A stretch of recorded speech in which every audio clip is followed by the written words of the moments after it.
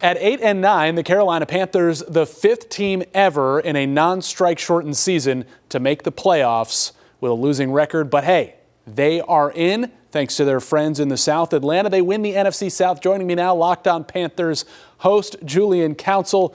Julian, they took the back door, but does it feel any lesser? They are in. Oh, absolutely not.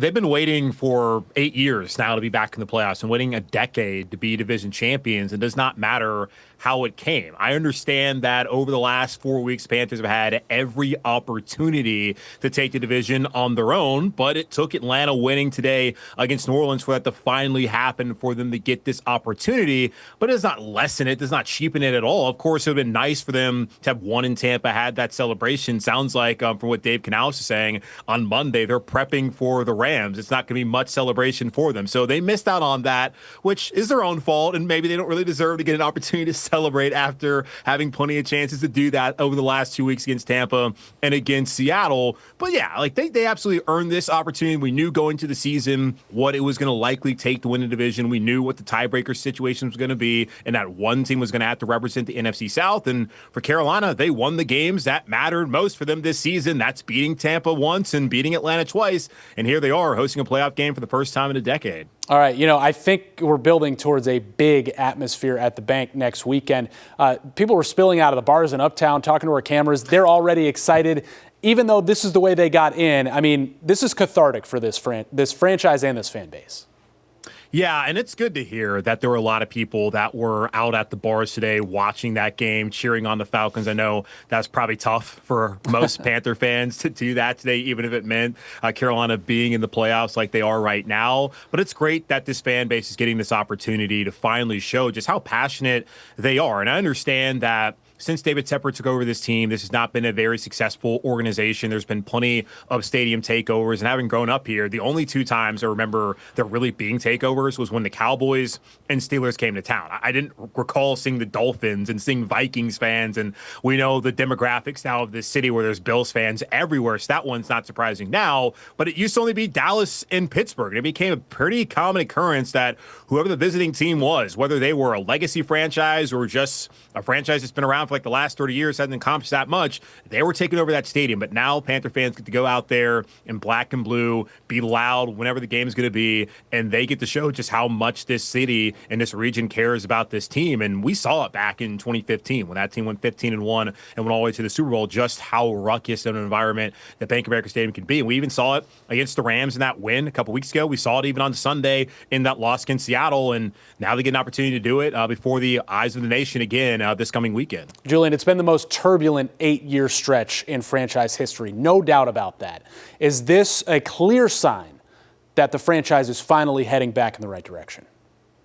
I think it's a clear sign that you have the right leadership in Dan Morgan, Dave Canales, and also Brant Tillis, who's their executive vice president of football operations. It was certainly an interesting promotion for Dan, having been a part of Scott Fitter, the former general manager's staff, and that was not a team that was very competitive. That was not a roster that was in a good place. And for him to have made some shrewd trades, some great draft picks, especially this draft class, and gotten them to this point, is a job well done. Dave Canales can talk about whether he should be the play caller or not, but you cannot question the kind of leadership he's had and the atmosphere, the culture he's been able to build over the last 2 seasons, get these guys to buy in and be in this spot. And then, of course, you got to handle contracts and the salary cap, and Brant Tillis done a great job of doing that. And that had been an issue in the past under previous regimes. So I think all three of those guys have done a great job. David Tepper, the owner, hiring them, finally getting it right. Got to give him credit for making those hires and allowing those guys to do their job. And you look at your quarterback, Bryce Young.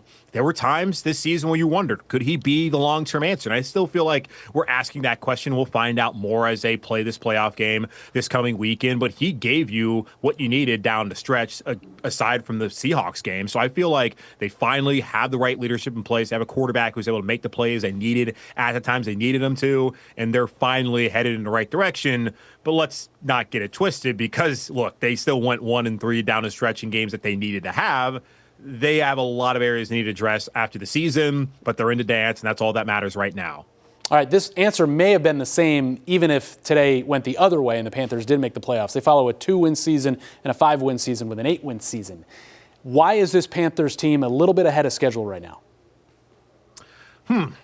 Good question. I think when you look at the offensive line, being able to retain all those guys from a year ago was key for them. They've lost Brady Christensen for the season. They've lost Austin Corbett for points at times. They have not had Robert Hunt since week 2, but yet you did not see the standard from that offensive line drop off. Now, they haven't run the ball well recently, but overall, it has not been a complete train wreck like it was 2 years ago when they went 2-15. And even go back to that 2021 season when they lost a bunch of games down the stretch. So I think the offensive line, where they have that in a position where they can withstand all those kind of injuries, getting Derek Brown back as well was huge for this team. But it's not just having Derek Brown, it's also having A'Shawn Robinson come back. It's bringing Turk Wharton and Bobby Brown III into the fold. Games are won and lost in the trenches. We can talk all about the quarterbacks. We can talk about the edge rushers, which is the trenches too, but we can talk a lot about what the secondary and wide receivers do. You got to be good up front, and they've been good up front this year on both the offensive and defensive line. So I think that's what's allowed them to be ahead of schedule when they've still had issues where the run game hasn't been great the last half of the season, and your quarterback has been up and down at points in time this year. The passing game, you really don't know what to expect from it week in and week out. It's below average in this league, but when you're good up front, you have a chance. And that's what we've seen from them throughout this season. Oh, the NFC South, man. What can you say? 3 teams tied at 8-9, and that's why the Panthers get in. The 2 teams playing the best football were the 2 teams that are already eliminated and played basically the de facto championship game as proxies for Carolina and Tampa today. The Bucs' hold on the division is over for now. Are the Panthers the favorites to win the South next year, even though they won it this year, but it wasn't convincing, obviously?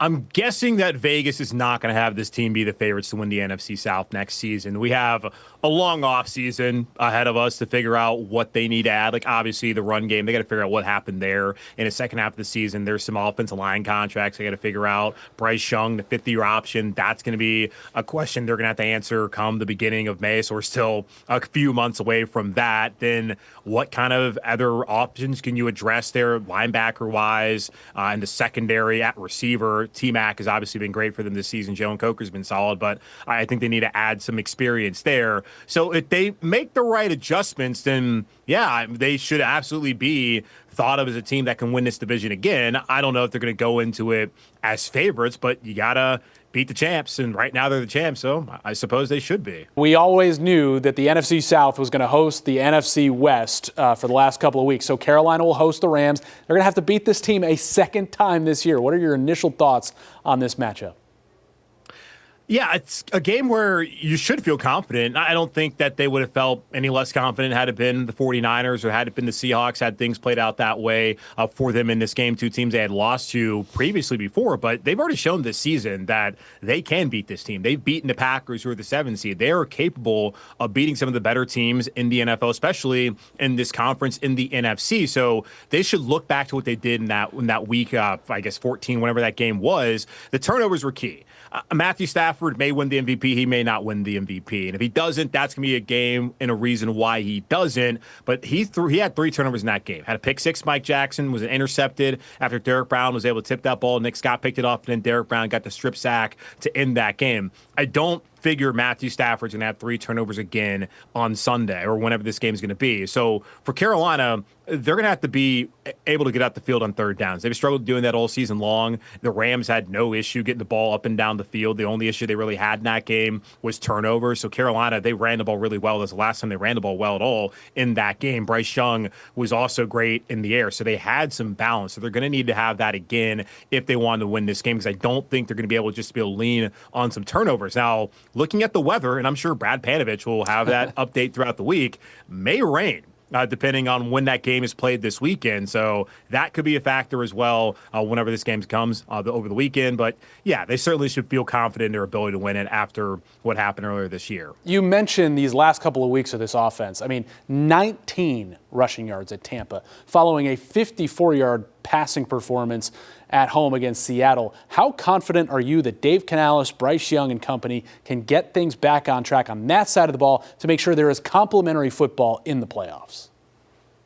I'm not that confident. It's been really the last 8 games, second half of the season, where they have not run the ball well. Again, the one game that they did was against this Rams team. So there could be a level of confidence that they can try to go back and repeat what they did against LA. Obviously, the Rams are going to make their own kind of adjustments defensively and how they attack the Panthers' rushing attack. And they're also going to look at what teams have done against Carolina in these final 8 games outside of the game that they played. But when you just look at in totality, first half of the season, they were one of the top 5 rushing teams in the NFL. Second half of the season, they've been one of the bottom 5 rushing teams in the NFL. Can you just get back to the middle, and that could maybe give them a chance here in this game and then potentially moving forward depending on the results? But hard to have a lot of confidence just based off of what we have seen lately. While, yes, clean slate, new season, records don't matter, how you're performing, I think that absolutely does have to do with how you're going to perform, and is a pretty good indicator. So the rushing attack, that is a concern for me heading into the playoffs. Yeah, Dave Canales' message to the team partially is going to be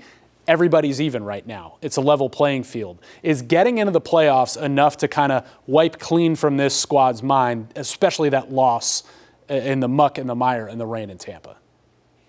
Well, yeah, I think they're going to be focused, and there's plenty of guys on this team who've won a Super Bowl. You look at Turk Wharton, he's won a Super Bowl. Nick Scott's won a Super Bowl. Austin Corbett's won a Super Bowl. A'Shawn Robinson, he's won a Super Bowl. There's a lot of Super Bowl winners on this roster, so they know what it takes to get to the ultimate prize and be able to climb that mountain. So I think that they've been able to really reset throughout the season. We've seen typically over, since week 7 up until what happened on Saturday, they had been able to reset after a loss and come back and pick up a win. Now they're having to do that for the second time this season, reset after 2 losses, but now the season's on the line. All your dreams are right there in front of you, and you're going to get a chance to do it at home. So we'll see. I'm not too concerned about their mentality. I think this is a great experience for a lot of guys in that locker room, especially some of the team leaders like J.C. Horn and Derek Brown, who have never gotten this opportunity to play in the postseason, but also for Bryce Young and for Terrell McMillan, for Jalen Coker, and all those other young guys who are out there at wide receiver, and that will be the weapons of the future for this team. To have experience in the playoffs is so important for them moving forward to what they want to build towards. You rarely see a team come into the playoffs, have no experience, and then go on that run and get to the Super Bowl. Often it's a slow build throughout the years. The Panthers appear to be a year ahead of schedule, you would think, by making the playoffs now. So you look at potentially next year, if they make the kind of moves necessary to improve this roster and have more consistency, so it's not win-loss, that whole yo-yo they were on up until week 18, then maybe they can even go further a year from now, just depending on what happens. So, yeah, I think they're going to have the right kind of mentality based off the experience those guys have in the locker room, and that it is a brand new season for them. So I guess I won't ask you about the flea flicker. Forget that. Men in Black. Julian Council will have you for one more week. Playoff football. Thanks.